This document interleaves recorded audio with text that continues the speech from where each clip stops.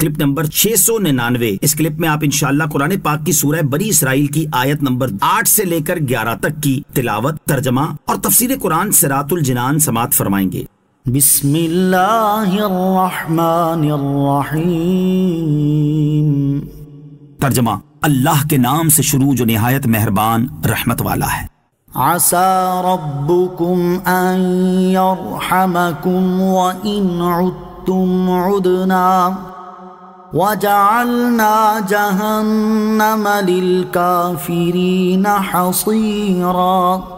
ترجمہ، قریب ہے کہ تمہارا رب تم پر رحم فرمائے اور اگر تم پھر دوبارہ شرارت کرو گے تو ہم دوبارہ سزا دیں گے، اور ہم نے جہنم کو کافروں کے لیے قید خانہ بنا دیا ہے۔ ان یرحمکم، کہ تم پر رحم فرمائے، یعنی اے بنی اسرائیل دوسری مرتبہ کے بعد بھی اگر تم دوبارہ توبہ کر لو اور گناہوں سے باز آ جاؤ تو ہم تم پر پھر اپنا رحم و کرم کریں گے، لیکن اگر تم نے تیسری مرتبہ پھر شرارت کی اور فتنہ و فساد کیا تو ہم پھر تمہیں اس کی سزا دیں گے۔ چنانچہ پھر ایسا ہی ہوا کہ انہوں نے تیسری مرتبہ بھی وہی حرکات کی اور زمانہ مصطفی صلی اللہ علیہ وسلم میں حضور اقدس علیہ السلام کی تکذیب کی تو ان پر ذلت مسلط کر دی گئی اور فرما دیا گیا کہ اللہ تعالیٰ کی طرف سے یا لوگوں کی طرف سے کوئی سہارا مل گیا تو ان کی کچھ بچت ہو جائے گی، ورنہ ان پر ذلت مسلط کر دی گئی ہے۔ چنانچہ ہمارے زمانے میں یہودیوں کو دیکھ لیں کہ انہیں مغربی ممالک کا سہارا حاصل ہے، اگر وہ ہٹ جائے تو ایک دن میں اپنی اوقات دیکھ لیں گے۔ ان هذا القرآن يهدي للتي هي اقوم ويبشر المؤمنين الذين يعملون الصالحات أن لهم أجرا كبيرا وأن الذين لا يؤمنون بالآخرة أعتدنا لهم عذابا أليما۔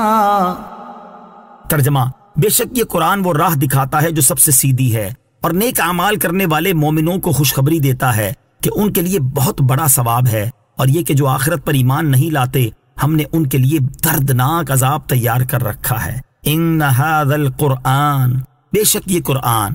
اس آیت اور اس کے بعد والی آیت میں اللہ تعالیٰ نے قرآن پاک کی 3 خوبیاں بیان فرمائی ہیں۔ نمبر 1، قرآن سب سے سیدھا راستہ دکھاتا ہے، اور وہ راستہ اللہ تعالیٰ کی توحید کا اقرار کرنا، اس کے رسولوں پر ایمان لانا اور ان کی اطاعت کرنا ہے۔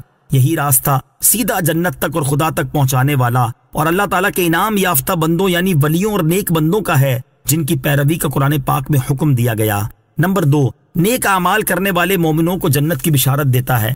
نمبر 3، آخرت کے منکرین کو دردناک عذاب کی خبر دیتا ہے۔ وَيَدْعُ الْإِنسَانُ بِالشَّرِّ دُعَاءَهُ